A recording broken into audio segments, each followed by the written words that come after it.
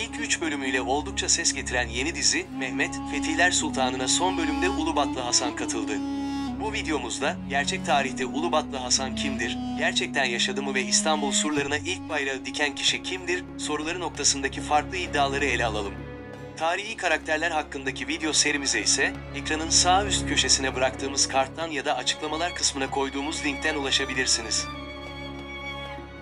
İlk olarak Ulubatlı Hasan hakkında sahip olduğumuz genel bilgilere bakacak olursak, Hasan oldukça genç bir Yeniçeridir ve İstanbul'un fethi sırasında 30 kadar Yeniçeri ile birlikte surlara tırmanarak fetih sancağını dikmiş ve orada şehit olmuştur. Bize ulaşan bu genel bilginin kaynağını ise İstanbul kuşatması esnasında imparator muhafızlarının başı olan ve daha sonra fethi anlatan hatırat niteliğinde bir eser kaleme alan Francis'in yazdıkları oluşturur. İşte Ulubatlı Hasan'ın gerçekten yaşamadığına dair itirazların kaynağında da bu eser vardır.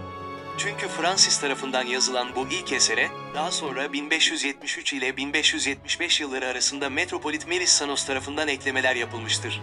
Francis'in orijinal ilk eserinde Ulubatlı Hasan'dan bahsedilmezken, daha sonra Melissanos tarafından yapılan eklemeler ile Ulubatlı Hasan'ın ismi de ortaya çıkmıştır. Açıkladığımız bu nedenle Ulubatlı Hasan'ın yaşadığına itiraz edenlere karşın, son yıllarda aslında Ulubatlı Hasan'ın yaşadığı ancak genç bir Yeniçeri olmadığı, hatta doğum tarihinin 1390 yılı olup, II. Murat devrinde alemdar yani sancaktar olarak orduda yer aldığı, hatta İstanbul'un fethi sırasında sancaktarlık yanında sekbanbaşı olarak da yüksek rütbede ve önemli vazifelerinin bulunduğu ileri sürülmüştür. Bu tartışmalı konu dışında bir diğer husus ise İstanbul surlarına ilk sancağı kimin diktiği meselesidir. Bu konuda tarihçi bir işti, kaleme aldığı eserinde Rumeli beylerinden olan babası karıştıran Süleyman Bey'in şehre ilk giren askerlerin başında olduğunu ve fetih sancağını taşıdığını yazmıştır. Yine bazı tarihçilere göre, fetihten sonra İstanbul'un imarı ve idaresi görevi de Süleyman Bey'e verilmiştir. Bu bilgilere dayanarak İstanbul surlarına ilk sancağı diken kişinin Ulubatlı Hasan değil karıştıran Süleyman Bey olduğunu ileri sürenler vardır.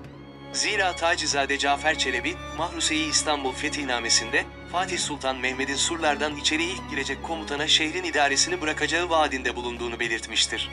Buna karşılık bir diğer iddia ise İstanbul surlarına sancak diken ilk kişinin Balaban Bey olduğu yönündedir.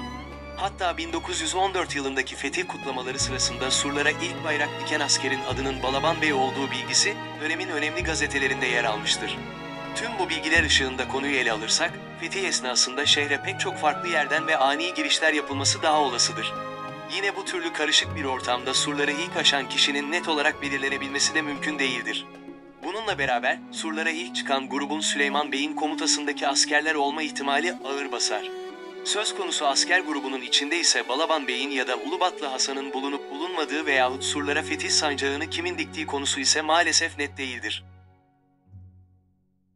Yeni içeriklerimizden anında haberdar olabilmek için kanalımıza abone olarak bildirim zilini açabilirsiniz. Sağlıkla ve mutlulukla kalın.